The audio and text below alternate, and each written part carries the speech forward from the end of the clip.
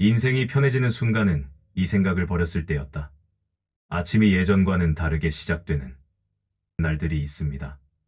알람이 울리기 전에 눈이 떠지고 급하게 나설 일은 없는데도 마음이 먼저 깨어 있는 날입니다. 창밖이 조용하고 집 안의 공기도 낯설게 느껴지는 그런 아침입니다. 젊을 때는 눈을 뜨자마자 오늘 해야 할 일들이 머릿속을 가득 채웠습니다. 먹고 사는 문제, 책임, 약속, 성과. 하루가 늘 모자라 쫓기듯 살았고 마음은 늘 다음으로 향해 있었습니다. 그런데 어느 순간부터 하루의 속도가 조금 느려졌습니다. 대신 마음속 소리는 더 또렷해졌습니다. 이유 없이 서운해지고 괜히 지난 일을 떠올리며 잠을 설치고 잘 지내던 날에도 문득 허전함이 스며듭니다. 겉으로 보면 큰 문제는 없어 보이는데 마음은 자꾸 질문을 던집니다. 이렇게 살아온 게 맞았을까?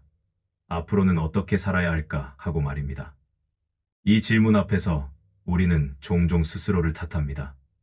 나이가 들어서 그렇다고, 마음이 약해졌다고, 예전 같지 않다고 말입니다. 하지만 부처님은 이 마음을 전혀 다르게 보셨습니다. 마음이 흔들리는 것은 약해졌기 때문이 아니라 이제야 진짜 중요한 것을 보기 시작했기 때문이라고 하셨습니다. 그동안 너무 바빠서, 너무 애써서, 너무 참고 살아서 미뤄두었던 마음이 이제야 말을 걸어오는 것일 뿐이라고 말입니다. 그래서 이 시간은 마음을 고치기 위한 시간이 아닙니다. 마음을 억지로 다잡거나 더 긍정적으로 생각하자는 이야기도 아닙니다. 그저 마음을 있는 그대로 바라보고 조금 덜 흔들리며 살아갈 수 있는 길을 함께 찾아보는 시간입니다. 수천 년 전 부처님은 사람의 마음을 어떻게 보셨는지, 그리고 그 말씀이 지금을 사는 우리에게 어떤 의미로 다가오는지 오늘은 그 이야기를 차분히 풀어보려 합니다. 이상하게도 나이가 들수록 마음은 더 조용해질 것 같지만 실제로는 반대인 경우가 많습니다. 하루 일과는 줄었고 책임도 예전보다 가벼워졌는데 마음은 오히려 더 자주 요동칩니다. 별말 아닌 한마디가 오래 남고 이미 지나간 일이 자꾸 떠오르며 혼자 있는 시간이 늘어날수록 생각은 더 많아집니다.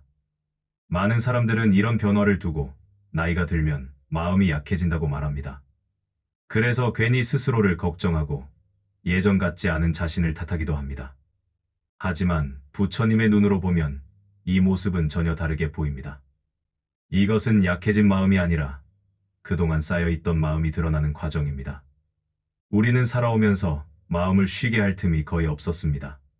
젊을 때는 앞으로 나아가야 했고 중년에는 버텨야 했습니다. 서운함은 삼켜야 했고 분노는 눌러야 했으며 외로움은 애써 모른 척해야 했습니다. 그렇게 하지 않으면 삶이 굴러가지 않았기 때문입니다. 부처님은 이런 상태를 마음 위에 마음을 얹어 산다고 표현하셨습니다. 해결되지 않은 감정 위에 또 다른 감정을 덮어두고 그 위에 다시 하루하루를 쌓아 올리는 삶입니다. 바쁠 때는 그 무게를 느낄 틈조차 없지만 삶의 속도가 조금 느려지면 상황이 달라집니다. 조용해진 틈을 타 그동안 덮어두었던 마음들이 하나씩 고개를 듭니다. 예전 같으면 스쳐 지나갔을 생각들이 이제는 마음 앞에 또렷이 서게 됩니다. 그래서 이 시기의 마음은 괜히 불안하고 이유 없이 허전하며 설명하기 어려운 감정에 휩싸이기 쉽습니다. 하지만 부처님은 이것을 문제로 보지 않으셨습니다. 오히려 마음을 돌볼 수 있는 가장 좋은 시기가 왔다고 보셨습니다.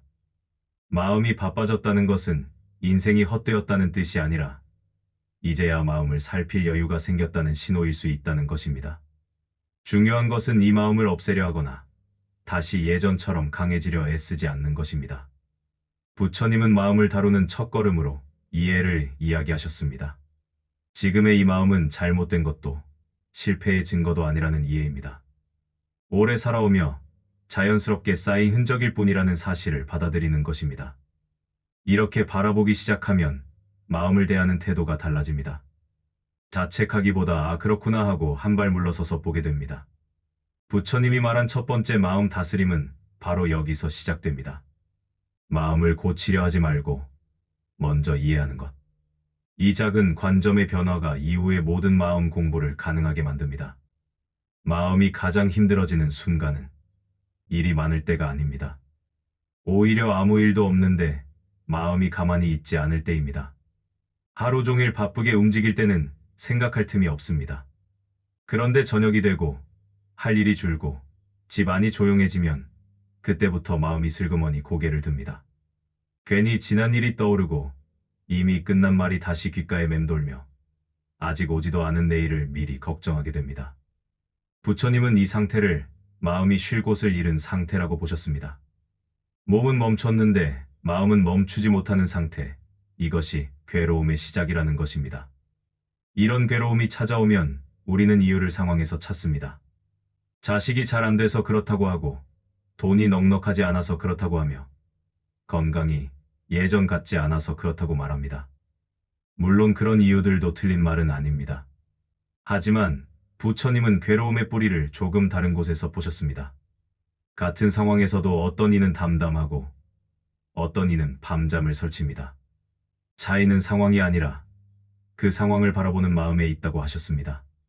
부처님은 이 마음의 작용을 분별심이라 불렀습니다.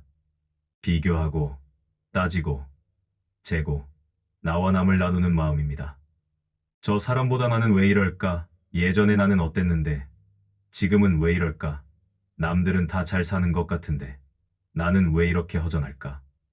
분별심은 처음에는 아주 작은 생각으로 시작합니다. 하지만 그대로 두면 점점 커져 하루 전체를 잠식합니다. 밥을 먹어도 맛을 모르고 누워 있어도 쉬는 느낌이 들지 않는 이유가 바로 여기에 있습니다. 특히 이 나이가 되면 분별심은 더 교묘해집니다. 젊을 때는 앞으로 가야 할 길이 분명했기 때문에 비교해도 금방 잊을 수 있었습니다. 하지만 이제는 속도를 늦추는 시기입니다. 자연스럽게 뒤를 돌아보게 되고 그 틈을 타 분별심은 과거를 끄집어냅니다. 그때 그렇게만 안 했어도 그 선택이 맞았을까? 내가 너무 참기만 한 건 아닐까? 부처님은 이를 이미 지나간 강물을 다시 건너려는 마음에 비유하셨습니다. 강물은 흘러갔는데 마음만 그 자리에 묶여있는 상태라는 것입니다. 여기서 중요한 전환이 필요합니다. 마음이 힘들다고 해서 마음이 약해진 것은 아닙니다. 오히려 그동안 마음을 너무 열심히 써왔기 때문에 생긴 현상입니다. 가족을 위해, 일을 위해, 관계를 위해 평생 마음을 밖으로 써왔습니다. 그런데 이제 그 마음을 어디에 두어야 할지 모르는 시기가 온 것입니다. 부처님은 이때 더 노력하라고 하지 않으셨습니다. 오히려 마음을 쉬게 할 기준이 필요하다고 하셨습니다. 사람들은 마음을 다스린다고 하면 생각을 바꾸려 합니다. 좋게 생각해라. 내려놓아라. 잊어버려라. 하지만 부처님의 가르침은 다릅니다. 생각을 없애려 하지 말고 생각을 바라보라고 하셨습니다. 생각을 따라가지 말고 생각이 지나가는 것을 알아차리라는 것입니다. 길가에 앉아 오가는 사람들을 바라보듯 마음속 생각들을 한 발 떨어져서 보는 연습입니다. 이 연습은 처음에는 쉽지 않습니다. 우리는 오랫동안 생각과 나를 같은 것으로 여기며 살아왔기 때문입니다. 화가 나면 내가 화가 된 것 같고 슬프면 내가 슬픔 그 자체가 된 것처럼 느껴집니다. 하지만 부처님은 분명히 말씀하셨습니다. 생각은 나가 아니다. 감정도 나가 아니다. 그것들은 잠시 머물다 가는 손님일 뿐이다. 이 사실을 삶에서 체감하려면 시간이 필요합니다. 그래서 오늘 이 이야기를 들으며 당장 마음이 편해지지 않아도 괜찮습니다. 중요한 것은 기준 하나를 마음에 심는 것입니다. 아, 내가 지금 괴로운 이유는 세상이 틀려서가 아니라 내 마음이 분별하고 있기 때문이구나. 이 한 가지를 알아차리는 순간 괴로움은 예전처럼 나를 끌고 다니지 못합니다. 완전히 사라지지는 않아도 힘은 분명히 약해집니다. 부처님은 말씀하셨습니다. 마음은 길들일 수 있다. 하지만 억지로 끌고 가서는 안 된다. 다그치지 말고 싸우지 말고 조용히 지켜보며 방향을 알려주어야 한다. 이 분별심이 가장 자주 모습을 드러내는 곳, 바로 사람 관계 속에서 마음이 어떻게 흔들리는지를 살펴보겠습니다. 그 흐름을 따라가다 보면 왜 부처님이 관계보다 마음을 먼저 보라고 하셨는지 자연스럽게 이해하게 될 것입니다. 마음이 가장 깊이 상처받는 순간은 낯선 사람에게서가 아니라 가까운 사람에게서 옵니다. 오랫동안 함께 살아온 가족, 자주 얼굴을 보는 사람, 마음을 줬던 관계에서 나온 말 한마디가 오래 남습니다. 겉으로는 아무렇지 않은 척 웃고 넘겼는데 집에 돌아와 혼자 있을 때 그 말이 다시 떠오릅니다. 왜 그런 말을 했을까? 나는 그동안 뭐였을까 하는 생각이 마음을 어지럽힙니다. 부처님은 이 아픔의 뿌리를 사람에게서 찾지 말고 마음속 기대에서 찾으라고 하셨습니다. 우리는 가까운 사람일수록 기대를 많이 합니다. 알아주기를 바라고, 이해해주기를 바라고, 말하지 않아도 알아주기를 바랍니다. 이 기대는 처음엔 사랑에서 시작되지만 시간이 지나면 기준이 됩니다. 그 기준에 맞지 않을 때 서운함이 생기고 그 서운함이 쌓이면 마음속에 응어리가 됩니다. 부처님은 이것을 집착이라고 불렀습니다. 꼭 붙잡고 있어야 한다는 마음, 이래야 한다고 정해놓은 마음입니다. 관계에서 괴로운 이유는 상대가 나쁘기 때문이 아닙니다. 내가 기대한 모습과 다르기 때문입니다. 이 사실을 받아들이기까지 시간이 걸립니다. 우리는 흔히 이렇게 생각합니다. 내가 이만큼 했는데 이 정도는 해줘야 하는 것 아니냐고 말입니다. 하지만 부처님은 묻습니다. 그 이만큼은 누가 정했느냐고 말입니다. 마음속에서 내가 만든 기준이 나를 더 힘들게 하고 있지는 않은지 돌아보게 합니다. 이 나이가 되면 관계는 더 단순해질 것 같지만 오히려 마음은 더 복잡해집니다. 젊을 때는 바쁘다는 이유로 넘어갔던 감정들이 이제는 그냥 지나가지 않습니다. 자식의 말 한마디, 배우자의 태도, 오래 알고 지낸 사람의 무심함이 마음에 깊이 남습니다. 부처님은 이런 상태를 두고 마음이 관계에 매여 있다고 표현했습니다. 마음이 사람에게 묶여 있으면 그 사람이 기분의 주인이 됩니다. 여기서 중요한 가르침이 나옵니다. 부처님은 관계를 끊으라고 하지 않았습니다. 기대를 내려놓으라고도 쉽게 말하지 않았습니다. 대신 이렇게 말씀하셨습니다. 상대를 있는 그대로 보라고. 내 마음속에서 만들어진 모습이 아니라 지금 그 사람의 모습 그대로를 보라는 것입니다. 이 말은 포기하라는 뜻이 아닙니다. 오히려 마음을 보호하는 방법에 가깝습니다. 사람은 각자의 그릇만큼만 줄 수 있습니다. 어떤 이는 표현이 서툴고 어떤 이는 마음이 있어도 말로 하지 못합니다. 그것을 알면서도 우리는 자꾸 내가 바라는 방식으로 반응해 주길 기대합니다. 그 기대가 클수록 실망도 커집니다. 부처님은 이때 필요한 것이 이해나 설득이 아니라 거리라고 하셨습니다. 물리적인 거리가 아니라 마음의 거리입니다. 너무 가까이 다가가면 상처가 되고 너무 멀어지면 외로움이 됩니다. 그 중간 지점을 찾는 것이 지혜입니다.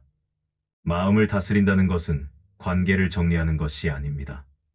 관계 속에서 내 마음의 위치를 다시 정하는 일입니다.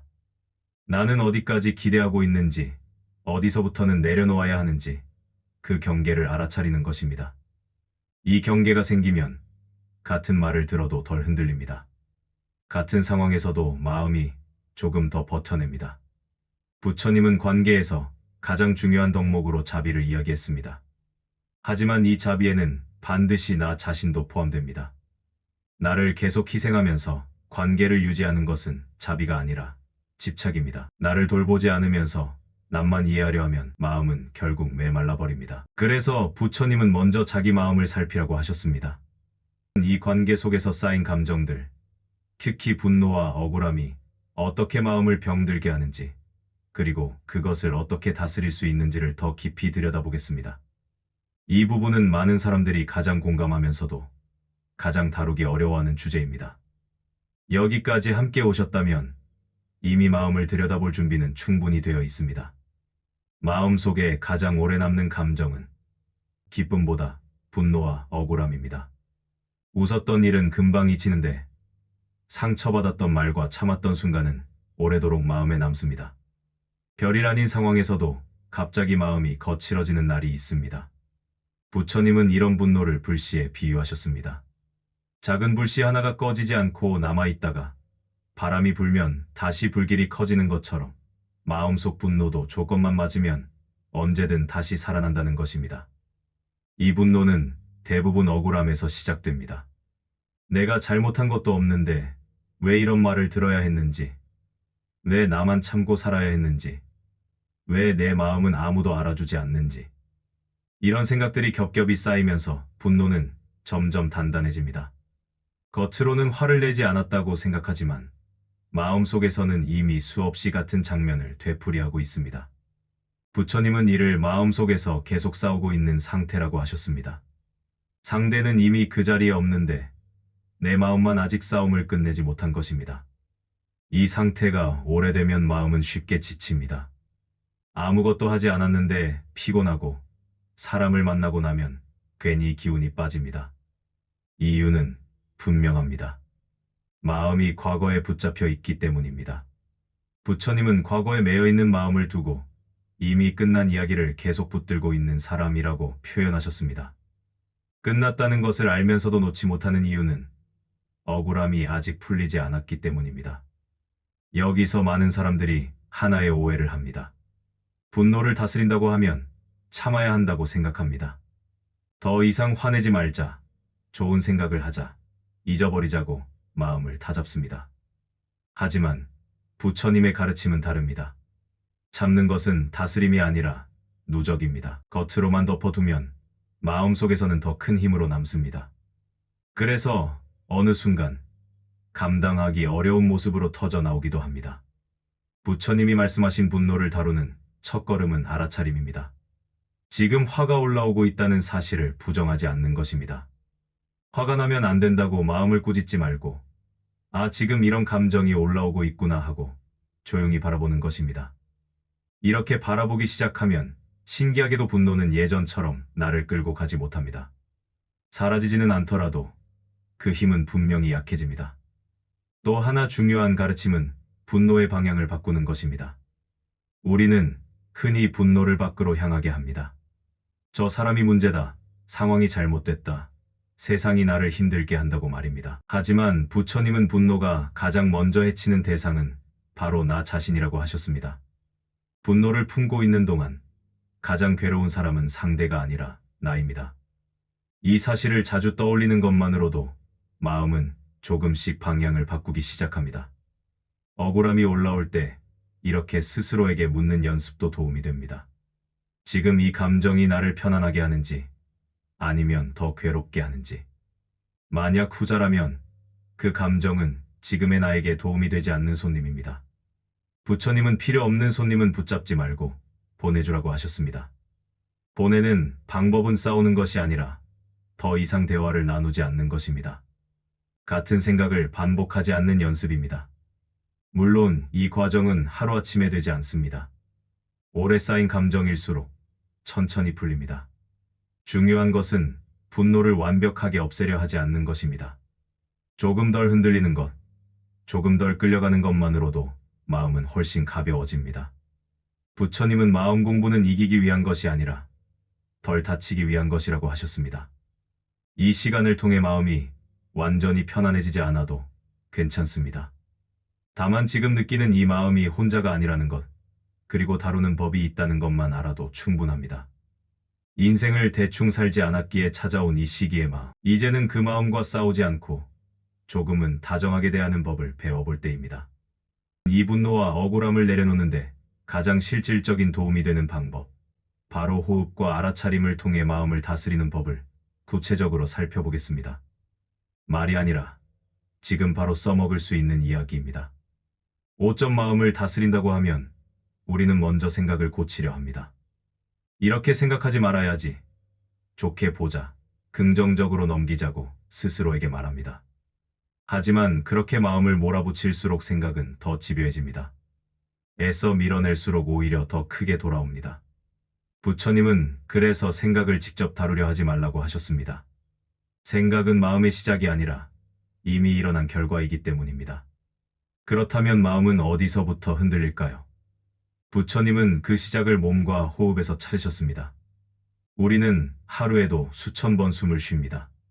하지만 그 숨을 제대로 느끼며 쉬는 순간은 거의 없습니다. 급할 때는 숨이 가빠지고, 화가 나면 숨이 거칠어지며, 불안할 때는 숨이 얕아집니다. 부처님은 이 숨의 변화를 마음의 신호로 보셨습니다. 마음이 어지러울 때는 반드시 호흡도 함께 흐트러져 있다는 것입니다. 그래서 마음을 다스리는 가장 빠른 길은 생각을 붙잡는 것이 아니라 숨을 다시 제자리에 두는 일입니다. 호흡을 다스린다고 해서 특별한 방법이 필요한 것은 아닙니다. 오래 앉아 명상할 필요도 없습니다. 부처님이 가르친 호흡은 아주 단순합니다. 숨이 들어오는 것을 알고 숨이 나가는 것을 아는 것. 들이마실 때는 숨이 들어오고 있구나 하고 알고, 내쉴 때는 숨이 나가고 있구나 하고 알아차리는 것입니다. 이 단순한 알아차림만으로도 마음은 자연스럽게 지금으로 돌아옵니다. 분노나 걱정이 클 때 마음은 늘 과거나 미래로 달아납니다. 이미 지나간 말을 되풀이하고 아직 오지 않은 일을 미리 걱정합니다. 하지만 숨은 언제나 지금 여기에서만 움직입니다. 숨을 알아차리는 순간 마음도 따라옵니다. 부처님은 이것을 마음에 닻을 내리는 일이라고 표현하셨습니다. 배가 파도에 흔들려도 닻이 있으면 떠내려가지 않듯이 마음도 호흡에 머무르면 쉽게 무너지지 않습니다. 이 연습에서 가장 중요한 것은 잘하려고 하지 않는 것입니다. 호흡이 고르지 않아도 괜찮고 잡생각이 올라와도 괜찮습니다. 우리는 그동안 너무 많은 것을 잘하려 애쓰며 살아왔습니다. 마음마저 잘 다스려야 한다고 생각하면 그것 역시 또 하나의 짐이 됩니다. 부처님은 수행은 노력의 문제가 아니라 방향의 문제라고 하셨습니다. 잘하려는 방향이 아니라 알아차리는 방향으로 가면 됩니다. 호흡을 알아차리다 보면 한 가지 변화가 생깁니다. 생각과 감정 사이에 아주 작은 틈이 생깁니다. 예전에는 화가 나면 바로 말로 나가거나 마음이 끌려갔다면 이제는 그 전에 숨 한 번을 느끼는 순간이 생깁니다. 이 틈이 커질수록 선택의 여지가 생깁니다.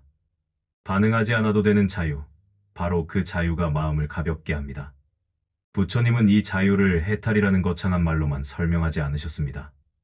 오늘 하루 덜 화내고, 덜 끌려가고, 덜 후회하는 상태를 이미 자유라고 보셨습니다. 완벽한 평온이 아니라 조금 덜 괴로운 상태. 그것이면 충분하다고 하셨습니다. 이 호흡은 특별한 순간에만 쓰는 도구가 아닙니다.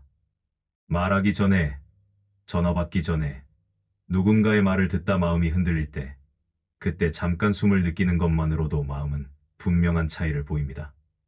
이 작은 연습이 쌓이면 마음은 예전보다 훨씬 덜 지치게 됩니다.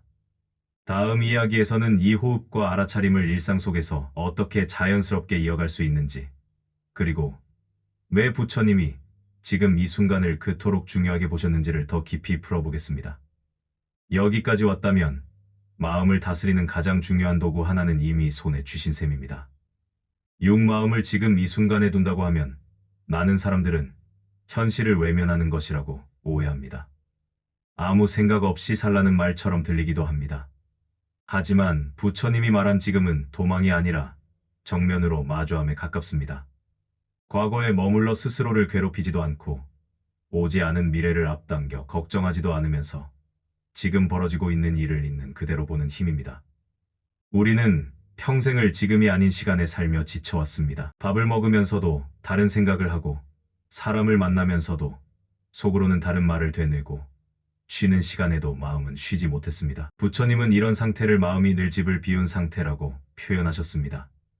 몸은 여기에 있는데 마음은 늘 다른 데 가 있으니 아무리 쉬어도 쉰 느낌이 들지 않는 것입니다. 그래서 지금에 머무르는 연습은 아주 소박한 곳에서 시작됩니다. 물을 마실 때는 물의 온도를 느끼고 걸을 때는 발바닥에 닿는 감각을 느끼는 것입니다. 대단한 깨달음을 얻기 위한 행동이 아니라 이미 하고 있는 일에 마음을 돌려놓는 것입니다. 이렇게 하면 흩어졌던 마음은 자연스럽게 한 곳에 모이기 시작합니다. 이 연습이 익숙해지면 한 가지 분명한 변화가 나타납니다. 생각이 아예 사라지는 것은 아닙니다. 다만 생각이 떠오를 때마다 그 생각 속으로 자동으로 빠져들지 않게 됩니다. 부처님은 이를 생각 위에 서는 상태라고 하셨습니다. 생각에 깔려 끌려다니는 것이 아니라 생각을 바라보는 자리로 한 발 올라서는 것입니다. 특히 사람 관계에서 이 연습은 큰 힘을 발휘합니다. 누군가의 말에 마음이 즉각 반응하려 할 때 잠시 지금의 숨과 몸을 느끼는 것만으로도 상황은 달라집니다. 그 짧은 순간이 말을 삼키게 하고 감정을 가라앉히며 불필요한 후회를 줄여줍니다. 부처님은 침묵을 단순한 미덕으로 보지 않으셨습니다. 침묵은 마음을 지키기 위한 가장 현실적인 선택이기도 했습니다. 지금에 머무른다는 것은 모든 것을 좋게 받아들이라는 뜻이 아닙니다. 싫은 것은 싫다고 느끼고 아픈 것은 아프다고 인정하는 것입니다. 다만 그 감정 위에 생각을 더 얹지 않는 것입니다. 왜 나만 이런지, 왜 세상은 이 모양인지 같은 이야기가 붙는 순간 감정은 눈덩이처럼 커집니다. 부처님은 감정은 느끼되 이야기로 키우지 말라고 하셨습니다. 이렇게 지금을 사는 연습을 하다 보면 마음에 여백이 생깁니다. 그 여백 덕분에 삶은 조금 느슨해지고 자신에게도 남에게도 덜 엄격해집니다. 모든 것을 다 해결하지 않아도 괜찮고 다 이해하지 못해도 괜찮다는 여유가 생깁니다. 부처님이 말한 평온은 특별한 상태가 아니라 이 여백이 넓어진 삶이었습니다. 다음 이야기에서는 이 여백이 생겼을 때 비로소 보이기 시작하는 것들, 즉 집착을 내려놓는다는 것이 실제 삶에서는 어떤 모습으로 나타나는지를 살펴보겠습니다.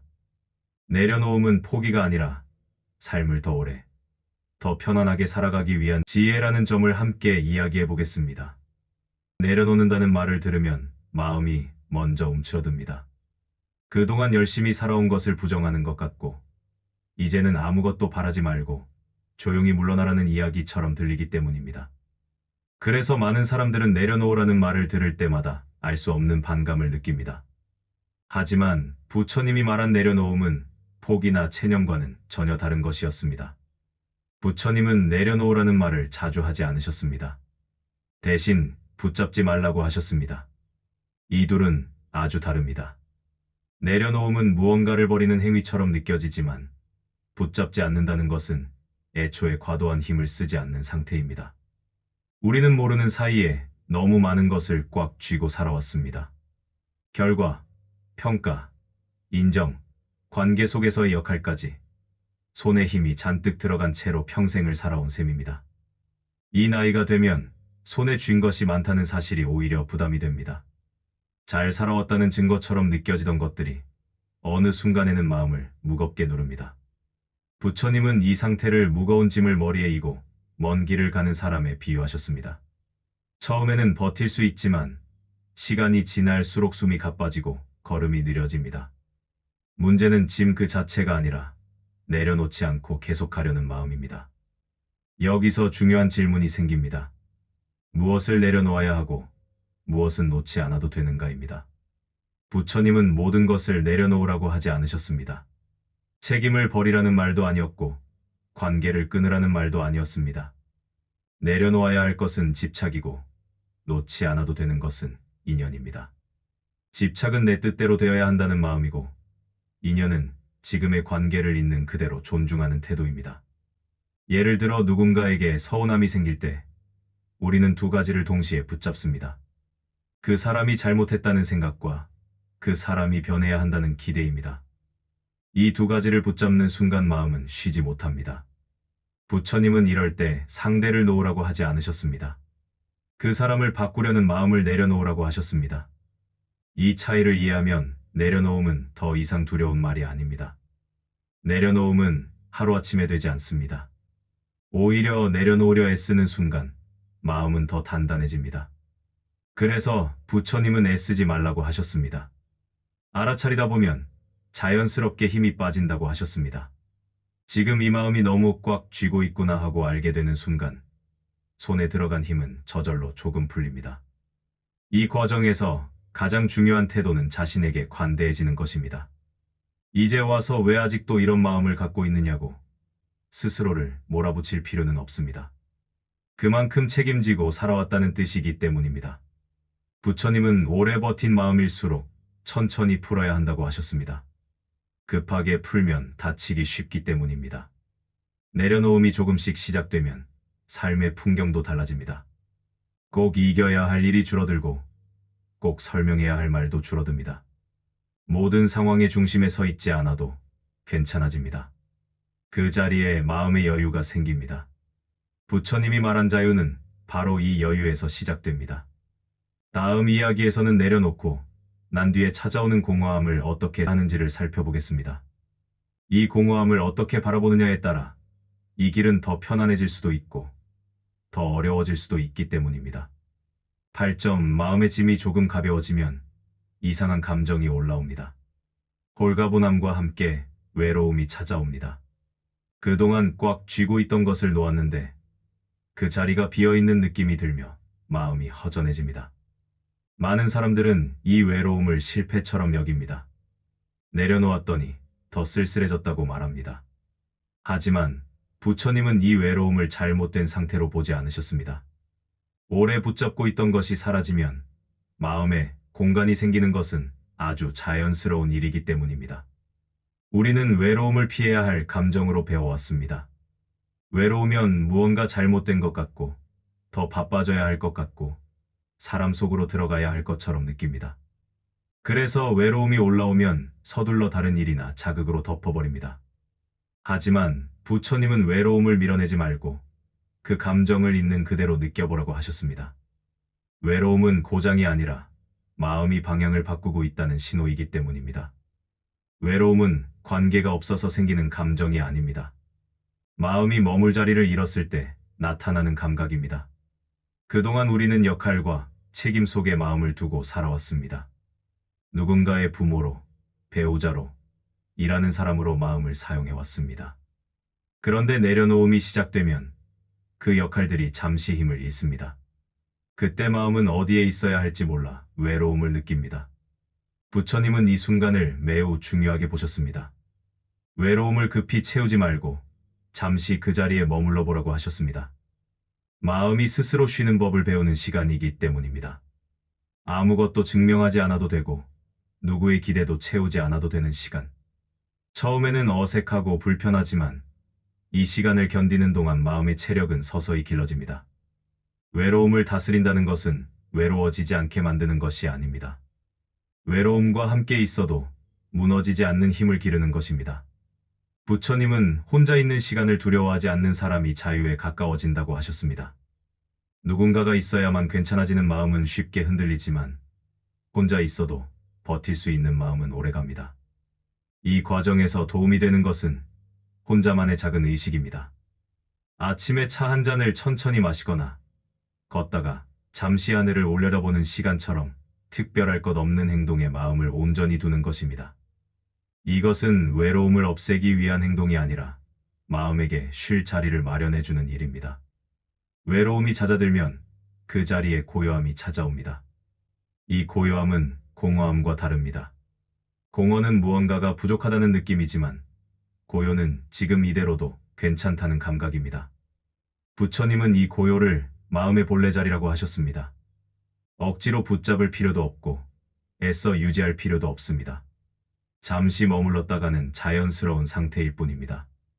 다음 이야기에서는 이 고요함 속에서 다시 세상과 어떻게 관계를 맺어야 하는지 살펴보겠습니다. 혼자만 편해지는 것이 아니라 주변과 부드럽게 연결되는 방법에 대한 이야기입니다. 마음이 고요해졌을 때의 선택이 이후 삶의 결을 결정하기 때문입니다. 마음이 조금 고요해지면 가장 먼저 달라지는 것은 말입니다.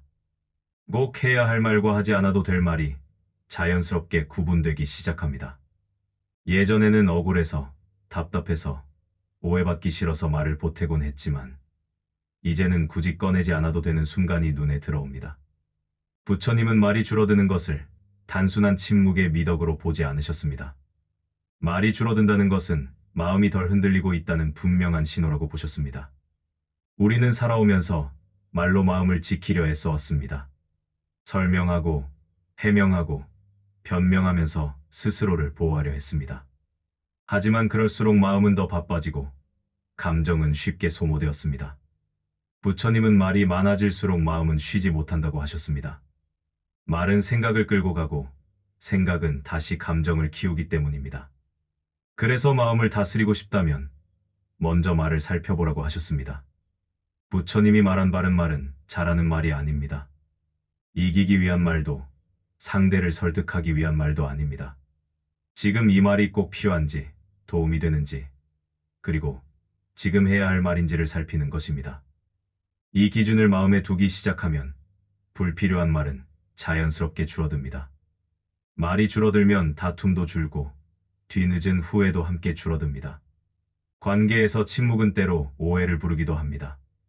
아무 말도 하지 않으면 무관심하다고 느껴질 수 있기 때문입니다. 하지만 부처님은 침묵과 무관심을 분명히 구분하셨습니다. 침묵은 마음을 다잡기 위한 선택이고 무관심은 마음을 닫아버린 상태입니다. 마음이 열려있는 침묵은 오히려 따뜻함을 남깁니다. 꼭 말을 하지 않아도 태도와 눈빛에서 마음은 전해집니다. 마음이 고요해질수록 관계는 이상하리만큼 부드러워집니다. 예전처럼 모든 것을 바로잡으려 하지 않기 때문입니다. 상대를 바꾸려는 힘이 빠지면 관계는 자연스럽게 숨을 쉽니다. 부처님은 관계를 살린다는 것은 말을 많이 하는 것이 아니라 마음의 긴장을 풀어주는 것이라고 하셨습니다. 이 변화는 어느 날 갑자기 드러나지 않습니다. 다만 문득 깨닫게 됩니다. 예전 같았으면 꼭 했을 말을 하지 않았다는 것, 그리고 그 선택 덕분에 하루가 훨씬 편안해졌다는 것을 말입니다. 이런 작은 경험들이 쌓이면 말은 점점 가벼워지고 관계는 점점 단단해집니다. 부처님은 사람 사이의 거리를 말로 조절하지 말고 마음으로 조절하라고 하셨습니다. 말이 줄어든 자리에 생긴 여백이 오히려 관계를 오래가게 합니다. 다 이해받지 않아도 괜찮아지고 지나치게 설명하지 않아도 되는 순간이 옵니다. 그때부터 관계는 부담이 아니라 오래 이어질 인연으로 남습니다. 다음 이야기에서는 이렇게 한결 가벼워진 관계 속에서 다시 모습을 드러내는 욕심과 바람을 살펴보겠습니다. 마음이 고요해졌다고 해서 모든 문제가 사라지는 것은 아니기 때문입니다.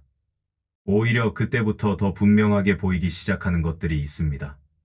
신마음이 한결 고요해지고 사람들과의 관계도 전보다 부드러워졌는데 이상하게도 완전히 사라지지 않는 것이 하나 있습니다. 바로 바람입니다. 더 잘 되었으면 하는 마음, 이왕이면 이렇게 흘러갔으면 좋겠다는 생각, 남들보다 뒤처지지 않았으면 하는 마음입니다. 부처님은 이 바람을 잘못된 것으로 보지 않으셨습니다. 살아있는 사람에게 바람은 너무도 자연스러운 것이기 때문입니다. 다만 이 바람이 어느 순간부터 마음을 조급하게 만들 때, 그때부터 괴로움이 다시 시작된다고 하셨습니다. 바람과 욕심의 경계는 생각보다 얇습니다. 바람은 이루어지지 않아도 마음이 무너지지 않지만 욕심은 이루어지지 않으면 스스로를 다그치기 시작합니다. 이렇게 되어야만 괜찮고 이것이 있어야만 만족할 수 있다고 믿는 순간 마음은 점점 좁아집니다. 부처님은 이 상태를 마음이 스스로 만든 감옥이라고 표현하셨습니다. 자유를 바라는 마음이 오히려 자신을 묶어버리는 아이러니한 모습입니다. 이 나이가 되면 욕심은 더 눈에 띄지 않는 형태로 나타납니다. 젊을 때처럼 성과나 물질을 앞세우기보다 인정받고 싶고 무시당하지 않고 싶으며 지금까지의 삶이 헛되지 않았다는 확인을 받고 싶어집니다. 겉으로 드러나지 않기에 스스로도 알아차리기 어렵고 그래서 더 오래 마음을 흔듭니다. 부처님은 이 욕심이야말로 가장 조심해서 바라봐야 할 마음이라고 하셨습니다. 욕심이 올라올 때 우리는 흔히 자신을 탓합니다. 이제 와서 이런 마음을 갖는 것이 부끄럽다고 생각하고 없애려고 했습니다. 하지만 부처님의 가르침은 정반대입니다. 욕심을 없애려 하지 말고 욕심을 알아차리라고 하셨습니다. 지금 이런 바람이 올라오고 있구나 하고 조용히 인정하는 순간 욕심은 더 이상 나를 끌고 갈 힘을 잃기 시작합니다. 알아차림이 쌓이면 욕심과 나 사이에 미묘한 거리가 생깁니다. 예전에는 바람이 생기면 곧바로 비교로 이어지고 마음이 요동쳤다면 이제는 그 바람을 한 발 떨어져서 바라볼 수 있게 됩니다. 부처님은 이 상태를 욕심을 이긴 것이 아니라 욕심에 휘둘리지 않게 된 상태라고 하셨습니다. 이 차이가 마음을 훨씬 가볍게 만듭니다. 중요한 것은 욕심이 완전히 사라지는 것이 아닙니다. 욕심에 끌려가지 않는 것입니다. 바람이 있어도 괜찮고 더 잘 되고 싶다는 마음이 올라와도 괜찮습니다. 다만 그것이 내 하루를 망치지 않게 하는 것이 지혜입니다. 부처님은 만족을 바깥에서 찾지 말고 지금 이 순간을 받아들이는 데서 찾으라고 하셨습니다. 이 만족은 포기나 체념이 아닙니다. 더 이상 애써 증명하지 않아도 된다는 허락에 가깝습니다. 이 정도면 괜찮다. 지금의 나로도 충분하다는 마음입니다. 이 마음이 자리 잡기 시작하면 욕심은 더 이상 마음의 주인이 되지 못합니다. 필요할 때 잠시 머물다 가고 때가 되면 조용히 물러납니다. 다음 이야기에서는 이 만족의 감각이 삶 전체를 어떻게 바꾸는지, 그리고 부처님이 말한 행복이 왜 더 많이 갖는 상태가 아니라 덜 불안한 상태였는지를 함께 살펴보겠습니다. 여기까지 왔다면 마음을 다스리는 기준은 이미 밖이 아니라 안에 자리 잡기 시작했습니다. 11만족이라는 말은 종종 멈춰서라는 이야기처럼 들립니다. 더 이상 나아가지 말고, 더 바라지 말고, 조용히 현재에 머무르라는 주문처럼 느껴지기도 합니다. 그래서 어떤 사람들에게 만족은 포기나 체념과 비슷한 말로 다가옵니다. 하지만 부처님이 말한 만족은 멈춤이 아니었습니다. 오히려 삶의 방향을 바꾸는 일이었습니다. 밖을 향해 있던 시선을 안으로 돌리는 것, 더 무엇을 가져야 하는지를 묻는 대신 이미 무엇을 안고 여기까지 살아왔는지를 바라보는 일이었습니다. 우리는 오래도록 행복을 미래에 맡겨두고 살아왔습니다. 이 일이 끝나면, 이 문제만 지나가면, 이 시기만 버티면 괜찮아질 거라고 생각했습니다. 그렇게 미뤄온 시간이 쌓여 어느새 지금에 이르렀습니다. 부처님은 이런 삶의 태도를 갈증에 비유하셨습니다. 아무리 마셔도 채워지지 않는 목마름처럼 조건을 달아놓은 행복은 끝없이 다음을 요구합니다. 만족은 이 끝없는 갈증에서 잠시 발을 빼는 선택입니다. 만족은 지금 이 순간에 부족함이 없다고 스스로에게 말해주는 일입니다. 모든 것이 완벽하다는 뜻은 아닙니다. 여전히 아픈 곳도 있고 해결되지 않은 걱정도 있습니다. 하지만 그 모든 것을 안고도 삶이 계속될 수 있다는 사실을 받아들이는 상태입니다. 부처님은 이것을 삶을 있는 그대로 인정하는 지혜라고 하셨습니다. 바꾸지 않아도 되는 것을 굳이 바꾸려 애쓰지 않는 마음입니다. 이 만족은 비교가 멈출 때 비로소 모습을 드러냅니다. 남의 삶과 나의 삶을 나란히 놓고 재지 않게 될 때 마음은 놀랄 만큼 가벼워집니다. 부처님은 비교를 괴로움으로 가는 가장 빠른 길이라고 보셨습니다. 비교하는 순간 지금의 나는 언제나 부족해지기 때문입니다. 비교를 멈춘다는 것은 뒤처짐을 인정하는 것이 아니라 자기 삶의 속도를 존중하는 태도입니다. 만족이 조금씩 자리 잡으면 하루의 결이 달라집니다. 큰 변화가 생기지 않아도 사소한 순간들이 이전보다 또렷하게 느껴집니다. 아침에 들어오는 햇살, 조용히 마시는 차 한 잔, 무사히 지나간 하루의 끝 같은 것들이 마음에 남습니다. 부처님이 말한 행복은 특별한 사건이 아니라 이런 순간들을 알아차릴 수 있는 마음의 상태였습니다. 이 마음에 이르면 삶을 대하는 태도도 달라집니다. 모든 일을 완벽하게 해내야 한다는 부담이 줄어들고 모든 관계를 다 붙잡고 있어야 한다는 조급함도 옅어집니다. 부족한 부분이 있어도 괜찮고 다 이루지 못한 것이 있어도 삶이 흔들리지 않습니다. 부처님은 이 여유를 지혜로 들어가는 문턱이라고 하셨습니다. 다음 이야기에서는 이 여유 속에서 삶을 어떻게 정리해 가야 하는지, 지나온 시간과 앞으로의 시간을 어떤 마음으로 바라보면 좋은지를 더 깊이 살펴보겠습니다. 만족은 끝이 아니라 삶을 다시 바라보게 하는 새로운 출발점이기 때문입니다. 12시간이 흐르고 나면 누구나 비슷한 질문 앞에 서게 됩니다. 그때는 왜 그렇게밖에 하지 못했을까? 다른 선택을 했다면 지금은 달라졌을까 하는 생각입니다.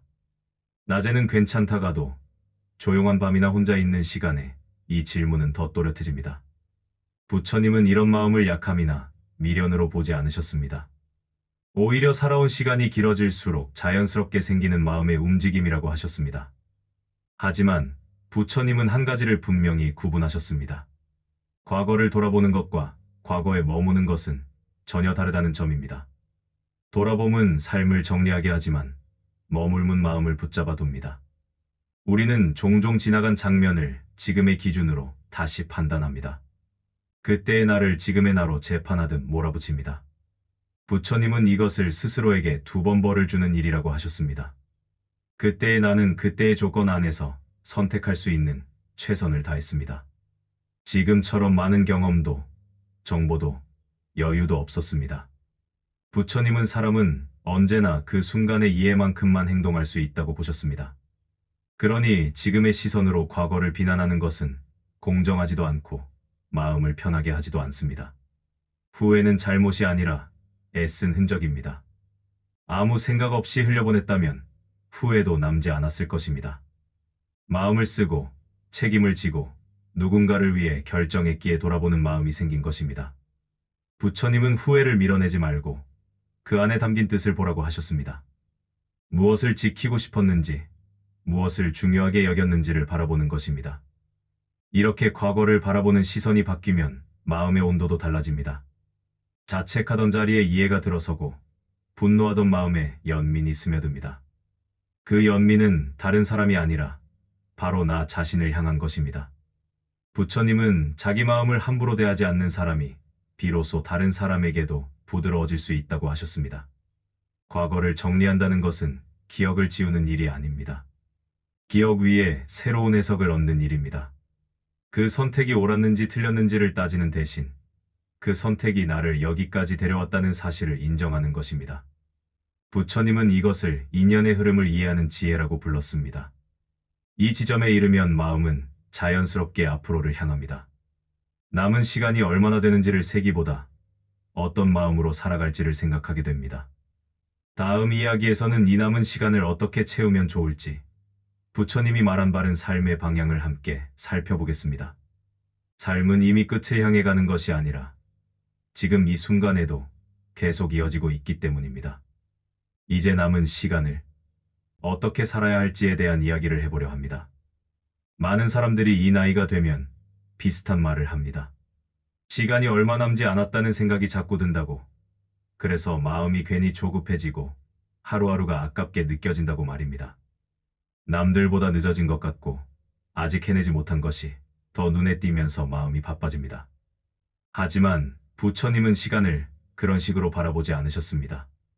부처님은 늘 지금 이 순간만이 실제로 존재한다고 하셨습니다. 과거는 이미 지나가 기억 속에만 남아있고 미래는 아직 오지 않아 생각 속에만 있을 뿐입니다. 우리가 붙잡고 사는 불안의 대부분은 실체가 없는 것들입니다. 지나간 시간에 대한 후회와 아직 오지 않은 시간에 대한 걱정, 이 두 가지가 마음을 가장 분주하게 만듭니다. 지금 이 순간을 벗어난 곳에서 마음이 헤매기 시작할 때 조급함은 자연스럽게 따라옵니다. 부처님은 조급함을 무지에서 비롯된 마음이라고 보셨습니다. 빨리 가야 한다는 생각, 남은 시간 안에 무언가를 꼭 이루어야 한다는 강박은 삶의 본질을 흐리게 만듭니다. 우리는 어느 순간부터 인생을 하나의 과제로 여기기 시작했습니다. 몇 살까지는 일해야 하고 이 나이가 되면 이 정도는 되어 있어야 한다는 기준을 스스로에게 씌웁니다. 하지만 부처님은 삶을 과제가 아니라 흐름으로 보셨습니다. 강물은 어디까지 가야 한다고 스스로를 재촉하지 않습니다. 그저 흘러가고 멈출 때가 오면 멈추며 굽이치는 곳에서는 자연스럽게 방향을 바꿉니다. 지금 이 시기에 가장 필요한 것은 속도가 아니라 방향입니다. 더 빨리 가는 삶이 아니라 덜 흔들리는 삶입니다. 부처님은 바른 삶을 8정도로 설명하셨지만 그 중심은 아주 단순합니다. 남을 해치지 않고 나를 속이지 않으며 오늘의 삶을 성실하게 살아가는 것. 이것이 바른 길입니다. 더 많은 것을 해내려 애쓰지 않아도 됩니다. 이미 충분히 살아왔기 때문입니다. 이제는 무엇을 더 채울지 고민하기보다 무엇을 내려놓을지를 선택할 때입니다. 조급함이 올라올 때 이렇게 스스로에게 말해보면 좋겠습니다. 나는 늦은 것이 아니라 지금 여기에 있다. 남은 시간을 계산하기보다 오늘 하루의 온도를 느껴보십시오. 아침 공기의 차가움, 햇빛의 따뜻함, 밥 한 끼를 무사히 먹을 수 있음에 대한 소소한 감사. 부처님은 깨달음이 멀리 있는 것이 아니라 이런 평범한 순간을 놓치지 않는 데서 온다고 하셨습니다. 삶은 길이가 아니라 밀도입니다. 오늘 하루를 온전히 살았다면 그 하루는 이미 충분합니다. 그렇게 하루하루를 살아가는 것이 남은 시간을 잘 사는 가장 확실한 방법입니다. 삶의 방향이 어느 정도 정리되고 나면 마음속에 또 하나의 질문이 떠오릅니다. 그래서 이제 하루하루를 어떻게 살아야 하는가 하는 물음입니다. 거창한 계획이나 큰 목표가 아니라 오늘 하루를 어떤 마음으로 시작하고 어떻게 마무리해야 하는지에 대한 질문입니다. 부처님은 이 질문에 대해 아주 단순한 말씀을 남기셨습니다. 하루가 쌓여 인생이 되듯 마음이 쌓여 삶의 결이 만들어진다는 것입니다. 우리는 흔히 큰일을 해내야 의미 있는 삶이라고 생각합니다. 눈에 보이는 성과가 있어야 잘 살았다고 느낍니다. 하지만 부처님은 그보다 훨씬 작은 것들에 주목하셨습니다. 말 한마디를 할 때의 마음, 사람을 대할 때의 태도, 혼자 있을 때 떠오르는 생각 하나하나가 모두 삶을 만들어 간다고 보셨습니다. 부처님이 말씀하신 업은 거창한 행동이 아니라 반복되는 마음의 방향이었습니다. 그래서 하루를 어떻게 보내느냐는 곧 인생을 어떻게 살아가느냐와 다르지 않습니다. 부처님이 특히 강조하신 가르침 중 하나가 정정진, 바르게 애쓰는 마음입니다. 이는 무리해서 더 노력하라는 뜻이 아닙니다. 오히려 지나치게 애쓰지 말라는 가르침에 가깝습니다. 해야 할 일은 성실히 하되 결과의 마음을 모두 빼앗기지 않는 태도입니다. 오늘 할 수 있는 만큼만 하고 나머지는 내려놓는 연습입니다. 이 연습이 쌓일수록 마음은 점점 덜 흔들리고 삶은 조금 더 안정된 방향으로 흘러갑니다. 일상에서 가장 쉽게 실천할 수 있는 수행은 알아차림입니다. 걷고 있을 때는 걷고 있음을 알고 밥을 먹을 때는 먹고 있음을 아는 것입니다. 마음이 과거와 미래를 떠돌지 않고 지금 이 순간에 머물도록 하는 연습입니다. 부처님은 이것이 가장 현실적이고도 중요한 수행이라고 하셨습니다. 특별한 장소도 긴 시간도 필요하지 않습니다. 이미 우리는 매 순간 그 수행 안에 있습니다. 이렇게 하루를 살아가다 보면 자연스럽게 쌓이는 것이 있습니다. 바로 공덕입니다. 공덕은 흔히 복을 쌓는 일로 오해되지만 부처님이 말씀하신 공덕은 마음이 맑아지는 방향으로 남는 흔적입니다. 남을 돕는 작은 행동 하나, 참아낸 말 한마디, 스스로를 지나치게 다그치지 않은 선택 하나가 모두 공덕이 됩니다. 이는 남에게 보이기 위한 것이 아니라 내 마음을 가볍게 만드는 일입니다. 공덕을 기준으로 하루를 돌아보면 삶을 평가하는 기준도 달라집니다. 무엇을 얻었는지가 아니라 오늘 마음이 어땠는지를 돌아보게 됩니다. 부처님은 잠자리에 들기 전 하루를 가만히 떠올리며 마음이 거칠었던 순간과 따뜻했던 순간을 살펴보라고 하셨습니다. 잘한 것은 키우고 거칠었던 부분은 내일 조금 덜 하겠다고 다짐하는 것, 그것이면 충분하다고 하셨습니다. 다음 이야기에서는 이런 삶의 태도가 결국 우리를 어디로 데려가는지, 그리고 죽음이라는 주제를 부처님은 어떤 마음으로 바라보셨는지를 조심스럽게 이야기해보려 합니다. 삶을 온전히 살아간다는 것은 결국 끝을 두려워하지 않는 마음으로 이어지기 때문입니다.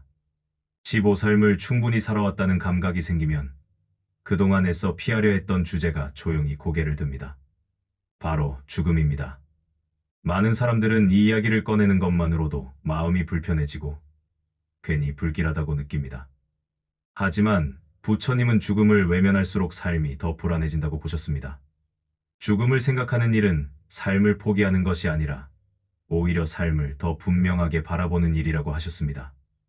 우리가 죽음을 두려워하는 이유는 대부분 미지에 대한 불안 때문입니다. 무엇이 어떻게 될지 모른다는 두려움, 아직 끝내지 못한 일들에 대한 미련이 마음을 붙잡습니다. 부처님은 이 두려움의 뿌리를 집착에서 찾으셨습니다. 내가 쌓아온 것들, 관계, 역할, 이름에 대한 집착이 클수록 내려놓는 순간은 더 괴로워집니다.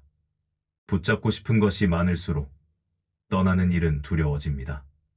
부처님은 생과 사를 완전히 나뉜 것으로 보지 않으셨습니다. 태어남과 죽음은 하나의 흐름 안에 있는 과정이라고 하셨습니다. 숨을 들이마시고 내쉬는 것처럼 시작과 끝은 늘 함께 있습니다. 우리는 이미 하루에도 수없이 작은 끝과 작은 시작을 경험하며 살아갑니다. 하루를 마치고 잠자리에 드는 순간 역시 하나의 내려놓음입니다.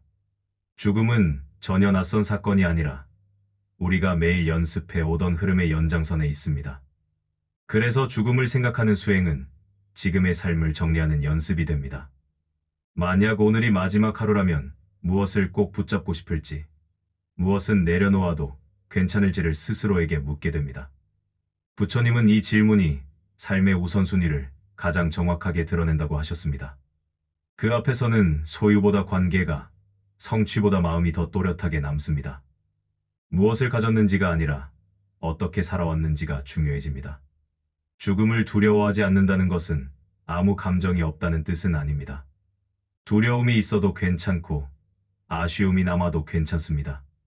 중요한 것은 그 감정에 끌려 현재의 삶을 놓치지 않는 것입니다.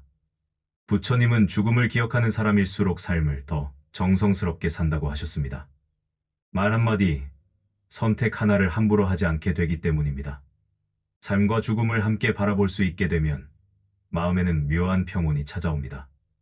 모든 것이 영원하지 않다는 사실이 오히려 위로가 됩니다. 지금의 괴로움도 기쁨도 언젠가는 지나간다는 것을 알게 되기 때문입니다. 부처님은 이 무상함을 제대로 이해할 때 비로소 집착에서 조금씩 자유로워진다고 하셨습니다. 다음으로는 이 모든 이야기를 천천히 정리하며 마음에 오래 남겨두어도 좋을 한 가지를 조용히 전해드리려 합니다. 삶을 잘 산다는 것은 결국 떠나는 순간에도 마음이 덜 흔들리는 상태로 살아가는 일이기 때문입니다. 여기까지 함께 와주셔서 감사합니다.